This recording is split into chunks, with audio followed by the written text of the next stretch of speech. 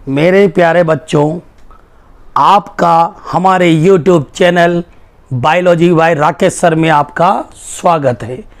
आज हम आपको ऐसा चैप्टर पढ़ाने जा रहे हैं जो आपके सभी कंपटीशन और बेसिक नॉलेज में आपके लिए सहायक रहेगा, जिसका नाम है मादा जनन तंत्र अर्थात फीमेल रिप्रोडक्टिव सिस्टम। अब फीमेल रिप्रोडक्टिव सिस्टम क्या है बेटा? फीमेल रिप्रोडक्टिव सिस्टम जो कि यौवन आरंभ के बाद मादा में 13 से 14 वर्ष के बीच में यौवन आरंभ प्रारंभ होता है, अर्थात प्यूबरिटी प्रारंभ होती है। उस प्यूबरिटी के बाद ही मादा जननांग एक तरह से अपनी विकसित अवस्था में आ जाता है। मादा जनन तंत्र का ये बेटा अपन ने डायग्राम बना दिया। मादा जनन तंत्र के निम्न भाग होते हैं। नंबर 1 है अंडाशय, ओवरी, जो कि एक जोड़ी पाया जाता है। ये देखो बेटा चित्र में दोनों साइड पे यह एक जोड़ी ओवरी है। दूसरा भाग है इसका अंडवाहिनी यानी कि फैलोपियन ट्यूब। यह भी बेटा होती है एक जोड़ी।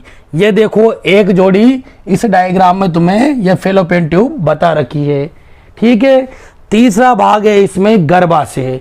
गर्भाशय ये देखो जो अंडवाहिनी आकर यहाँ खुल रही है, केवल एक गर्भाशय पाया जाता है जिसको अपन यूट्रस भी कहते हैं।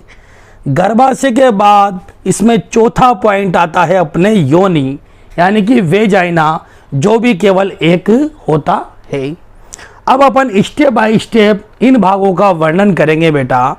जो नंबर 1 है अपने अंडाशय यानी कि ओवरी। अंडाशय मादा भाग में एक जोड़ी पाए जाते हैं जो कि उदर गुहा में रहते हैं, और अंडाशय को अपन प्राथमिक लैंगिक अंग कहते हैं, क्योंकि ये जो अंडाशय है, अंडाशय जो है ये प्राथमिक लैंगिक अंग क्यों है? क्योंकि प्राथमिक लैंगिक अंग का कार्य है अंडाणु का निर्माण करना। अंडाणु का निर्माण करना, और अंडाणु क्या है बेटा? युग्मक है, और युग्मक बनाने के लिए मादा में अंडाशय ही सहायता करता है। इसलिए अंडाशय को अपन कहते हैं प्राथमिक लैंगिक अंग। अब अंडाशय का कार्य क्या है? अंडाशय का कार्य है अंडाणु का निर्माण करना। अब तुम्हारे दिमाग में क्वेश्चन उठ रहा है कि अंडाशय कहाँ पाया जाता है? तो अंडाशय बेटा मादा जनन तंत्र में श्रोणि जो भाग है, उस श्रोणि भाग में उदर गुहा में एक जोड़ी अंडाशय पाया जाता है। यह अंडाशय इस गर्भाशय से, ये देखो बेटा एक जोड़ी अंडाशय बता रखा है, यह अंडाशय इस गर्भाशय से जुड़ा रहता है। जो मैंने ब्लू लाइन में बता रखा है, अंडाशय जो गर्भाशय से जुड़ता है बेटा, इसे बोलते हैं ओवेरियन लिगामेंट। मतलब दो ज्वाइंट होते हैं अंडाशय के। अंडाशय एक तो एक साइड गर्भाशय से जुड़ा रहता है जिसको बोलते हैं बेटा अपन ओवेरियन लिगामेंट, और दूसरा जो अंडाशय का भाग है, अंडाशय का जो दूसरा भाग है जो श्रोणि भाग से जुड़ा हुआ है, जिसको अपन 3D में देख नहीं पाएंगे, पीछे की साइड पे जुड़ा हुआ है, ठीक है, उसको बोलते हैं बेटा सस्पेंसरी लिगामेंट, ठीक। और अंडाशय का कार्य है अपने अंडाणु का निर्माण करना, और यह प्राथमिक लैंगिक अंग है। क्लियर बेटा? अब इसके बाद नंबर 2 आता है अपने अंडवाहिनी। तो देखो बेटा अंडवाहिनी से यह एक जोड़ी अंडवाहिनी निकल रही है। नाम ही दे रखा है बेटा अंडवाहिनी अर्थात फैलोपियन ट्यूब। फैलोपियन ट्यूब क्यों नाम पड़ा बेटा इसका? क्योंकि सबसे पहले इसको एक वैज्ञानिक फेलो ने खोजा था, इसलिए इसका नाम फैलोपियन ट्यूब रखा। अंडवाहिनी अर्थात अंडों को ले जाने वाली। यह एक नलची नुमा संरचना होती है। यह नलची नुमा संरचना होती है जो अंडाशय से निकलती है और गर्भाशय में जाकर खुलती है। अब अंडवाहिनी के बेटा 3 भाग होते हैं। 3 भाग होते हैं। नंबर 1 भाग है बेटा अपने पास जिसको बोलेंगे अपन कीपक, यानी कि इनफंडिबुलम, दूसरा भाग है बेटा इसका एम्पुला, यानी कि तुम्बिका बोलते हैं इसको, तुम्बिका एम्पुला। तीसरा भाग है बेटा इसका संकीर्णन, संकीर्णन इसको बोलते हैं स्थमस। ठीक है, अंडवाहिनी के बेटा 3 भाग है। नंबर 1 भाग कीपक, जिसको इनफंडिबुलम कहते हैं। नंबर 2 भाग है इसका तुम्बिका, तुम्बिका यानी कि जैसे साधु अपने पास कुछ इकट्ठा करने के लिए एक लोकी नुमा तुम्बिका नुमा संरचना रहती है, तुम्बिका एक फूला हुआ भाग है, तुम्बिका यानी कि एम्पुला। तीसरा भाग का नाम है संकीर्णन, वो खुद स्वयं कह रहे हैं संकीर्णन अर्थात सिकुड़ा हुआ, संकीर्णन जिसे अपन बोलते हैं बेटा स्थमस। अब देखो यहां पर सबसे पहला भाग है अपने पास कीपक, तो कीपक के आगे रहते हैं बेटा फिम्बरी, फिम्बरी। अब फिम्बरी ये देखो कीपक, कीपक एक तरह से कीप है, कीप। अब ये कीप जैसे ही अपने अंडाणु इसमें आता है तो वो कीपक क्या करता है, उसको पकड़ लेता है। जैसे अपन ने क्रिकेट में 6 लगाया तो 6 लगाने के बाद अपन कैच कैसे करते हैं, बॉल को ऐसे करके कैच कर लेते हैं। तो ये क्या है, तुम्हारे दिमाग में आ रहा होगा ये क्या है बेटा, ये अंडवाहिनी का फिम्बरी है। जैसे ही बॉल आती है अर्थात अंडाणु आते हैं तो उनको फिम्बरी क्या कर लेता है, कैच कर लेता है। यानी कि कीपक का जो अग्रभाग है झालरनुमा उसको बोलते हैं बेटा कीपक। कीपक का अग्रभाग झालरनुमा फिम्बरी जो उसको पकड़ लेता है, अंडाणु को पकड़ लेगा, फिम्बरी कैप्चर कर लेगी, यानी कि कीपक भाग में वह आ जाएगा। ठीक, इसके बाद ये देखो बेटा, अब जो अंडाणु है जो कीपक भाग में चला गया, लेकिन तुम जानते हो अपन चलते हैं तो पैरों के द्वारा चल रहे हैं। अपने नर भाग में पड़ा है शुक्राणु, तो शुक्राणु बेटा चलता है उसकी गतिशील पूंछ के द्वारा। बेचारा अंडाणु क्या करे, ये देखो बेटा ये अंडाणु है, ये अंडाणु है, इसके लिए चलने के लिए कोई पैर नहीं है, ये अचल होता है। तो तुम्हारे दिमाग में ये आ रहा है कि अंडाशय से जो अंडाणु निकला वो अंडवाहिनी में होकर गर्भाशय तक जाना चाह रहा है, तो कैसे जाता है, कौन उसको फोर्स कर रहा है, कौन धक्का लगा रहा है। तो बेटा अंडवाहिनी में सील या पक्ष्माभिकार रोम युक्त संरचना होती है जो क्या करती है, जैसे अंडाणु आया उसको ऐसे धक्का लगा देती है, फिर अंडाणु आया तो उसको ऐसे कर करके उसको धक्का लगा देती है और उसको गर्भाशय तक पहुंचा देती है। ये बेटा अपन ने पढ़ा अंडवाहिनी का फर्स्ट भाग जिसको बोला कीपक यानी कि इनफंडिबुलम।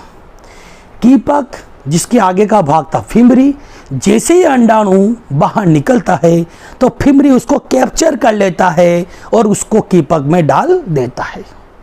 अब बेटा इसका दूसरा जो भाग है वो है अंडवाहिनी अर्थात फेलोपियन ट्यूब, फेलोपियन ट्यूब।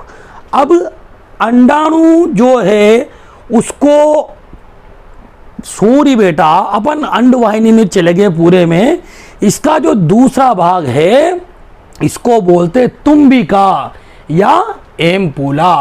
ठीक है, अब अंडाणु जाएगा एम्पुला या तुम्बिका में। यहां से देखो बेटा ये अंडाणु है, ये अंडाणु, अंडाशय के अंदर अंडाणु है, इसमें एक अंडा निकलता है और ये अंडा यहां से चलता है, चलता चलता है तुम्बिका में पहुंच गया। तुम्बिका एक फूला हुआ भाग रहता है। अब तुम्बिका से वह जो अंडाणु है वो एक संकरे भाग स्थमस में पहुंच जाता है, संकरा भाग स्थमस। अब अपन जानते हैं बेटा नर जन्नांग में पढ़ा है अपन ने कि मादा में जो जन्नांग है योनि या वेजिना, जिसको मैथुन कक्ष के तौर पर या मैथुन अंग के रूप में मादा अपने कार्य में लेती है। तो ये देखो बेटा कि यहाँ से अंडाणु चला गया, ठीक है। अब यहाँ से क्या होता है, कि करोड़ों की संख्या में नर के द्वारा, करोड़ों की संख्या में शुक्राणु नर के स्खलन द्वारा, यानी कि स्खलन का मतलब होता है नर के द्वारा शिश्न से शुक्राणु का उत्सर्जित करना। शुक्राणु पाए जाते हैं बेटा वीर्य में, तो वो वीर्य इस शुक्राणु, जो शुक्राणु मिथुन जो कक्ष से वेजाइना अर्थात योनि के द्वारा प्रवेश करता है। करोड़ों शुक्राणु रहते हैं, लेकिन उसमें से एक शुक्राणु अगर मान लो यहां पर अंडाणु से टकरा गया, ये देखो बेटा, ये मैंने बना दिया तुम्हारे एक छोटा सा शुक्राणु, छोटा सा शुक्राणु। अब दोनों जाके टकरा गए, दोनों का फ्यूजन हो गया, अंडाणु व शुक्राणु का, और दोनों के जो न्यूक्लियस है वो मिल जाते हैं। इसको बोलते हैं बेटा निषेचन अर्थात फर्टिलाइजेशन। तो बेटा यहाँ एक क्वेश्चन पुटअप होता है कि फर्टिलाइजेशन अर्थात निषेचन कहाँ होता है। तो छोटी क्लास में अपन पढ़ते हैं बेटा कि निषेचन अंडवाहिनी में होता है, लेकिन मेरे प्यारे बच्चों तुम्हें अब ये लिखना है कि निषेचन एम्पुला और स्थमस, ये देखो इधर एम्पुला है और इधर स्थमस है, इसके बीच में शुक्राणु और अंडाणु का मिलाप हुआ है, तो कहेंगे अपन निषेचन होता है एम्पुला स्थमस जंक्शन पर। क्या समझे बेटा, निषेचन कहाँ होता है? एम्पुला स्थमस जंक्शन पर। ठीक, अंडवाहिनी में जो निषेचन हो रहा था वो कहाँ माना जाएगा? एम्पुला स्थमस जंक्शन पर।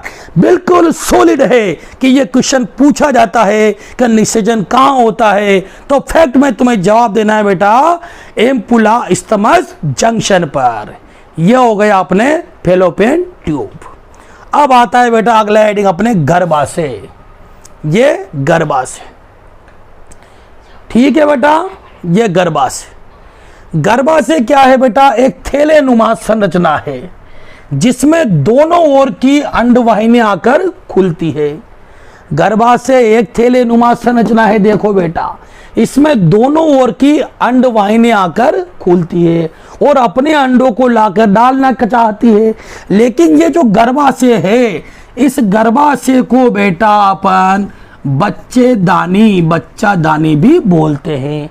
अर्थात बेटा भ्रूण का विकास इस गर्भाशय में ही होता है। भ्रूण का विकास गर्भाशय में ही होता है। जब अंडाणु और शुक्राणु मिले बेटा तो उसको कहा अपने निषेचन। निषेचन कहाँ होता है? एम्पुला स्थमस जंक्शन पर। अब निषेचन के बाद की जो अवस्था आएगी बेटा उसको बोलते युग्मनज या जायगोट। जायगोट के बाद भ्रूण बनता है और उस भ्रूण का पालन पोषण गर्भाशय करता है। अब गर्भाशय के बारे में जानकारी देखना बेटा, ये जो गर्भाशय है इस गर्भाशय में 3 स्तर पाए जाते हैं, अर्थात 3 लेयर पाई जाती है। बाहर की जो लेयर है बेटा इसको बोलते हैं अपन पेरीमेट्रियम। पेरीमेट्रियम। दूसरा जो इसका भाग है इसको बोलते हैं बेटा मायोमीट्रियम। मायोमीट्रियम।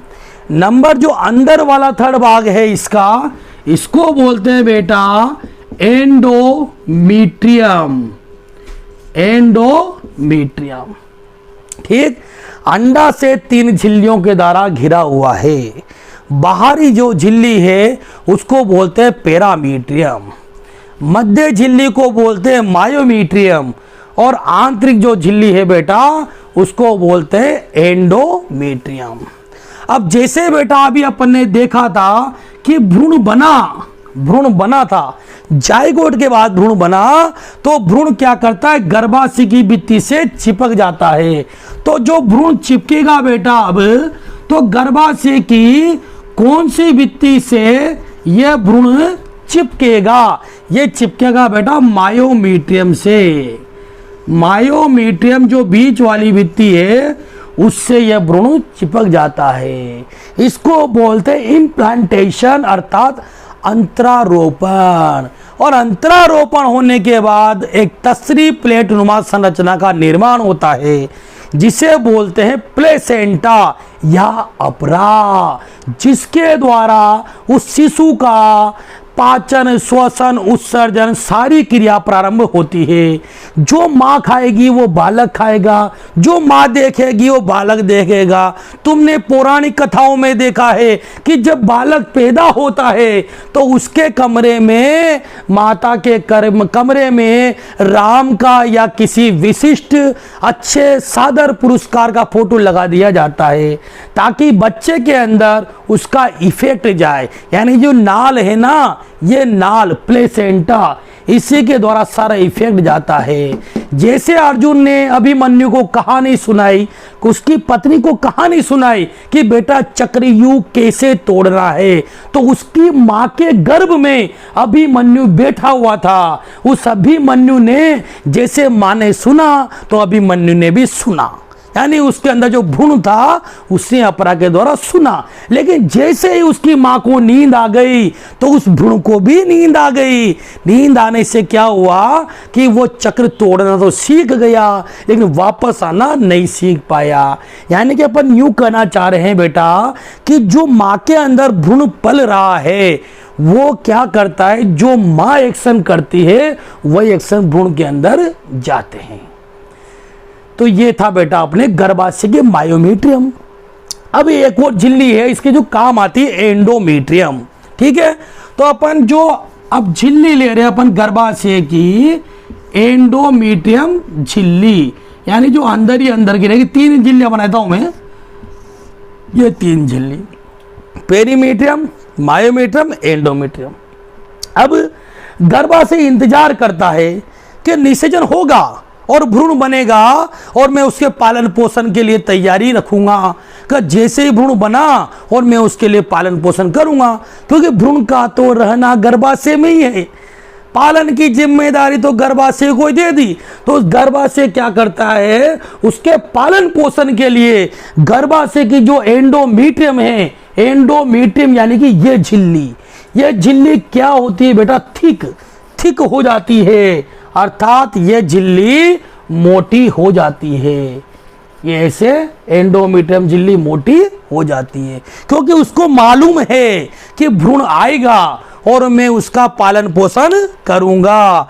जैसे ये झिल्ली मोटी हो जाती है ना, और यहाँ निषेचन होने के बाद युग्मनज बनता है और युग्मनज के बाद इसको इसमें धकेल दिया जाता है और उसके पालन पोषण के लिए ये भ्रूण की जो एंडोमीट्रियम झिल्ली है ये कार्य करती है। लेकिन खुदा न खास्ता, भाग्य से, सौभाग्य से अगर मान लो निषेचन नहीं हुआ, अर्थात शुक्राणु और अंडाणु नहीं मिले, फ्यूजन नहीं हुआ, तो क्या होगा बेटा। अब निषेचन नहीं हुआ लेकिन गर्भाशय की भित्ति जो थी एंडोमीट्रियम, इसने तो अपनी तैयारियां कर ली कि जैसे भ्रूण आएगा मैं उसका पालन पोषण करूंगा।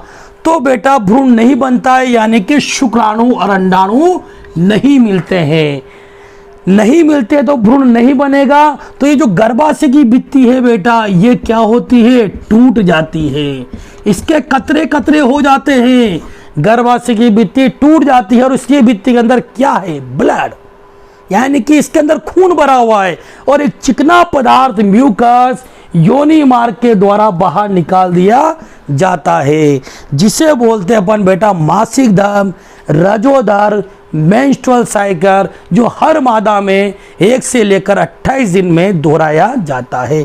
तो मासिक धर्म क्यों हुआ, जब निषेचन नहीं होता है, ध्यान रखना, जब निषेचन नहीं होता है तो गर्भाशय की एंडोमीट्रियम झिल्ली टूट जाती है और टूट कर जो ब्लड बन जाता है वो ब्लड योनि मार्ग के द्वारा बाहर निकल जाता है, इसे बोलते हैं मेंस्ट्रुअल साइकिल। लेकिन निषेचन नहीं हुआ या निषेचन हुआ तो निषेचन हो गया, तो इसका संकेत क्या है बेटा कि मादा के अंदर मेंस्ट्रुअल साइकिल बंद हो जाता है। अगर किसी मादा के अंदर मेंस्ट्रुअल साइकिल बंद हो जाता है, अर्थात मासिक धर्म बंद हो जाता है, तो इसका मतलब समझो कि मादा प्रेग्नेंट हो गई है, अर्थात गर्भवती हो गई है। तो ये था बेटा अपने गर्भाशय। अब तीसरा भाग, चौथा, सॉरी गर्भाशय हो गया। गर्भाशय के बाद पढ़ रहे बेटा अपने एक्स्ट्रा बीच में गर्भाशय गिरवा। गर्भाशय गिरवा जो मैंने यहां पर ग्रीन कलर में बता रखा है, यह है बेटा यहां से लेकर यहां तक गर्भाशय गिरवा। अब गिरवा का मतलब क्या, गर्दन नाल है ये गर्भाशय, गर्भाशय के जस्ट बाद और योनि से जोड़ रही गर्भाशय गिरवा। तो ये जो गर्भाशय गिरवा है, अब ये जा रही है योनि की गिरवा में, ठीक है ना। ये गर्भाशय की गिरवा जा रही है योनि की गिरवा में, ठीक। तो गर्भाशय गिरवा और योनि गिरवा दोनों मिलकर बर्थ नाल यानी कि जन्म नाल का निर्माण करती है। जैसे ही बेटा भ्रूण बनता है और भ्रूण बनने के बाद जब प्रसव क्रिया होती है तो गर्भाशय में संकुचन होता है, गर्भाशय में संकुचन होता है। और संकुचन के बाद बेटा जैसे ही जो भ्रूण बाहर आएगा तो इस नाल के द्वारा आएगा, जो गर्भाशय गिरवा और योनि गिरवा के द्वारा बना है। इसे बोलते हैं बेटा बर्थ नाल, बर्थ केनाल, अर्थात बच्चे को जन्म देने वाली नाल। ठीक है बेटा। अब लास्ट भाग आ गया अपने पास योनि या वेजाइना। जैसे नर में शिश्न होता है मैथुन अंग, ऐसे मादा में मैथुन अंग के रूप में योनि पाई जाती है। योनि ही मैथुन कक्ष का कार्य करती है और योनि के द्वारा ही मादा में शुक्राणु प्रवेश कराए जाते हैं, यानी योनि द्वार के द्वारा ही मादा में शुक्राणु प्रवेश करते हैं। अब योनि क्या है, एक लचीले में पेशीय संरचना होती है। आगे पढ़ेंगे बेटा अपन बड़ी क्लासों में कि योनि में क्या होता है। एक यहाँ पर एक योनि आच्छद जिसको बोलते हैं हाइमन, एक झिल्ली होती है हाइमन। जैसे शुक्राणु अंदर प्रवेश करता है योनि में तो वो जो हाइमन झिल्ली है वो क्या होती है बेटा, फट जाती है। और फटने के बाद शिश्न से ये शुक्राणु क्या करते हैं, इधर अंडाणु से मिल जाते हैं। मिले या न मिले, लेकिन यहाँ से क्या होता है, मादा में झिल्ली होती है जिसको योनियाच्छद बोलते हैं और उस हाइमन झिल्ली बोलते हैं या योनियाच्छद बोलते हैं। तो उस हाइमन झिल्ली को तोड़कर शुक्राणु उसके अंदर प्रवेश कर जाते हैं। लेकिन बेटा ये जरूरी नहीं है कि हाइमन झिल्ली का टूटना अर्थात मादा का किसी के साथ संभोग या सगर्भता दर्शाना। अब जो बेटा ये हाइमन झिल्ली है तो आजकल क्या होता है, हाइमन झिल्ली जैसे जो बालिका है वो घुड़सवारी करती है, खेल कूद करती है, साइकिल चलाती है या किसी का धक्का लग जाता है तो उसके द्वारा भी योनि की जो हाइमन झिल्ली है बेटा वह टूट जाती है। ये हो गया अपने बेटा मादा जनन तंत्र का पूर्णतया वर्णन। आशा करता हूँ कि आपको मेरा YouTube चैनल अच्छा लगा होगा। अगर ये आपको अच्छा लगा हो तो आप इसको सब्सक्राइब व लाइक कीजिए, लाइक के बटन दबाइए और सब्सक्राइब कीजिए।